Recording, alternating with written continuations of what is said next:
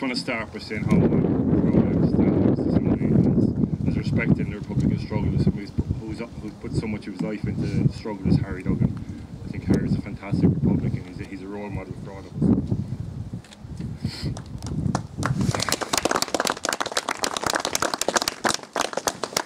And I'd like to, you know, it's a real privilege for any Republican to stand at a grave like this. You know, it's Clooney graveyard, and we remember not just the 3 volunteers who were buried here, but all those who fought and died for Irish freedom across the country over the years. Volunteer Joe Considine, as you know, was injured in one of the first injuries in the Civil War. He was injured in a shell attack on the forecourts, and as we found out recently, that was done by the British soldiers, not by the Free Staters. It's clearly, you know, an attempt to destroy the Republic. And local volunteers, Captain Paddy Hennessy and Commandant McMahon, were both executed in a vicious attack by Free State forces when it was not necessary to shoot them at the time. They took them to Limerick prison and both were executed there. Clare itself has a proud tradition of the struggle against the British forces, against the occupation and the defence of the Republic. We also remember all those who died in that struggle and in the long struggles all over the years. And some of those are almost forgotten. A person like Nan Hogan from Crackland, County Clare, who died after a hunger strike. You know, often women have been written out of Republican history or Irish history, and it's time that we always remember them. Women like Kathleen Clark in Limerick, Sheila Humphreys and Nan Hogan here in Clare themselves, they always need to be remembered. 2013 also is the 25th anniversary of the death of a friend of ours and a comrade, Hugh Hare, and there will be a commemoration for him in Clare Castle, and I hope most people here can try and attend that. So today is the 97th anniversary of the Rising which witnessed the coming together of nationalists, Republicans, Irish language enthusiasts, women's groups and associated groups in the cause of Irish freedom to establish an independent and free Irish Republic. This is a template for Republicans of today as we seek to build alliances in the cause of United Ireland based on equality and social justice. Sinn Féin remains committed to the realisation of the vision of the 1916 proclamation and the implementation of that proclamation. Sinn Féin is an all-Ireland party with elected representatives in every public forum in the island. However, this is not good enough. We need to become stronger and build our political strength. We need to build a party and open it up more to young people, to women and to those who've made Ireland their home in the last few years. We need to build and support our political strength so we can build a real republic on this island. The only true fitting monument to the men and women of 1916. We are simply not strong enough at the moment. Partition and the carnival of reaction unleashed by partition, which was predicted by James Connolly, continues to stunt Ireland's potential politically, socially and economically. Sinn Féin is the only party with a tolerant, coherent, realistic strategy for the achievement of Irish unity. The Good Friday Agreement, 15 years old this year, is part of a process. The Good Friday Agreement provides for a poll on Irish unity. Such a poll provides an opportunity for debate on the issue and the future of Ireland. The political geography of the North is changing. Recent census figures reveal a major shift. The North is clearly no longer an orange state. Politics across Ireland is in flux. A new Ireland is what we make of it. A border poll provides an opportunity to begin a modern, dynamic new Ireland. Sinn Féin believes it's time for the people to have their say on this issue. Sinn Féin is about realising the vision of 1916 and making the noble ideas contained in the proclamation a reality for Irish people. Sinn Féin wants a society and an economy run democratically in the interests of all the citizens. We seek to undo the carnival of reaction initiated by the partition of our country. Repeating the words of our forefathers, we want to see the reconquest of Ireland by the people of Ireland. A real republic where citizens and not vested interests, whether in politics, banking, the church hierarchy, or foreign governments, are in control of our country. The 1916 proclamation is not and never was just a document in a frame on the wall. It stands for something. We believe that the wealth of Ireland belongs to the people of Ireland, and that the natural resources should be exploited in the interests of Irish citizens and not foreign transnational corporations. Our vision is of a new republic for the 21st century, which, like the proclamation of 1916, guarantees religious and civil liberties, equal rights and equal opportunities for all citizens, cherishes all the children of the nation equally, and is anti-sectarian. This means rights for those in same-sex relationships, ethnic minorities, and those of all creeds and none. The new agreed Ireland we seek to build is inclusive, where all elements of the Irish nation, including those in this country who regard themselves as British, are comfortable, secure, and can find the fullest expressions of their identities. The peace process is one of the greatest successes of this country. However, peace is not merely the absence of war. While the North in particular has been transformed for better in recent years, the scourge of sectarianism remains there. There are huge challenges posed by the fact that this country witnessed 4 decades of conflict.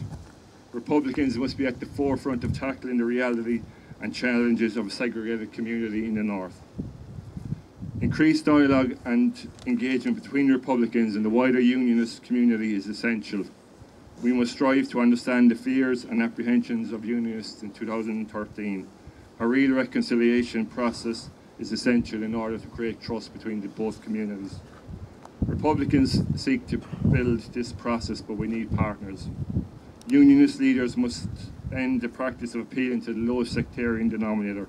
There is no future in that. Equality and parity of esteem must be accepted as touchstones for the way forward. Such concepts threaten no community but safeguard the rights of all. Unionists and Republicans working together inside and outside the power-sharing institutions can help to heal our society and lead to mutual respect. This is an objective which benefits all the citizens from whatever community they come.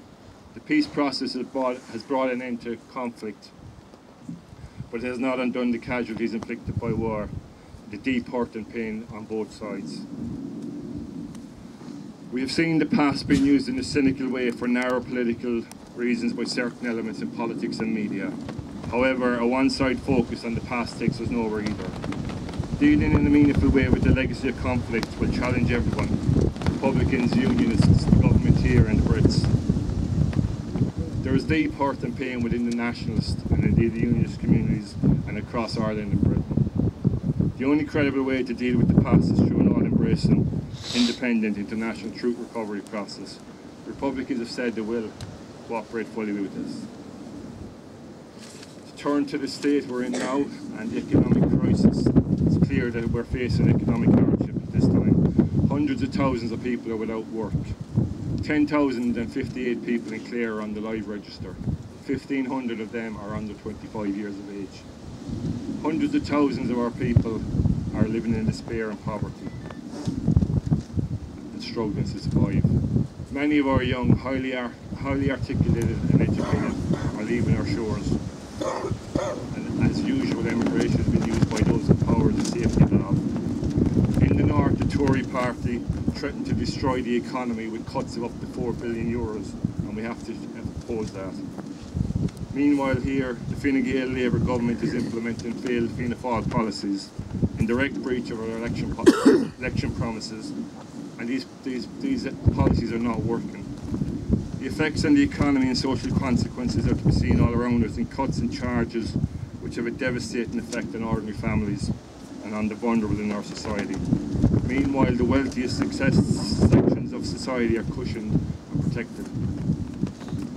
Irish citizens have been forced to witness the spectacle of an Irish government acting as a mere agent for the EU and the IMF in our country. Not satisfied with giving away the remains of Irish sovereignty, they have failed to give leadership in seeking any write-down whatsoever of the unsustainable debt being forced on ordinary citizens. The property tax brought in by Fine Gael and Labour government would push many families over the edge. It's clearly not a fair tax because it is not based on ability to pay.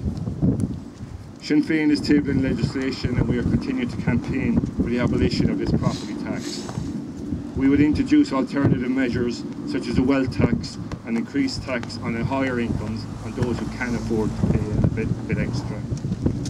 In the Dáil, Sinn Féin has put forward realistic and costed alternative proposals that are about fairness.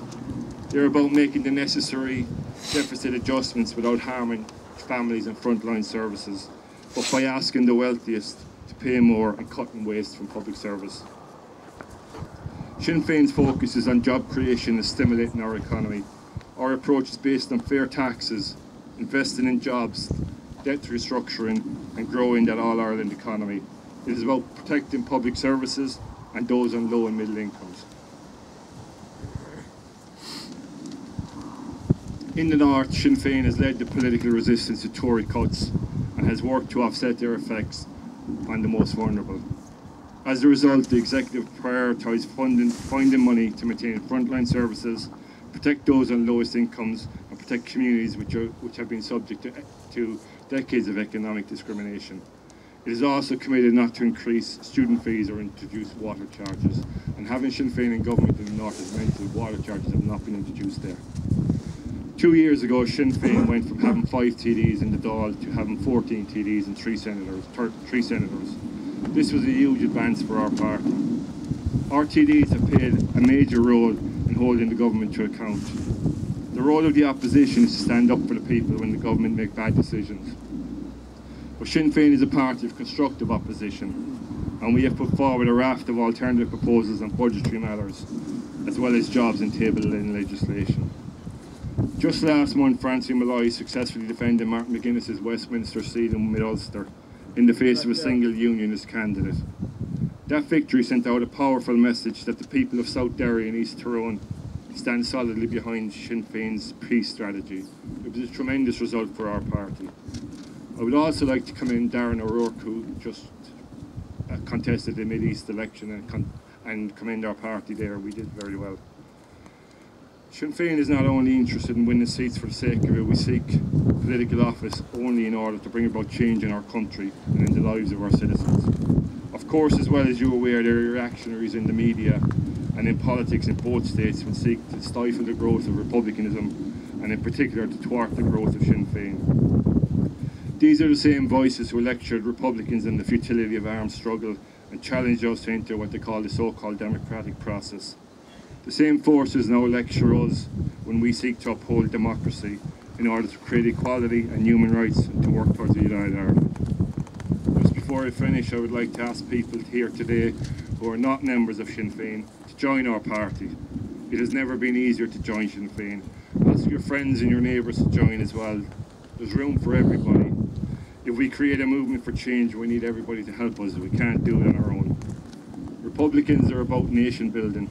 We are about laying the foundations for a new republic, a real republic with social justice and equality at its core. Let us go from here today more determined to build that republic. Ar Glen le Chéile Chonam Poblacht.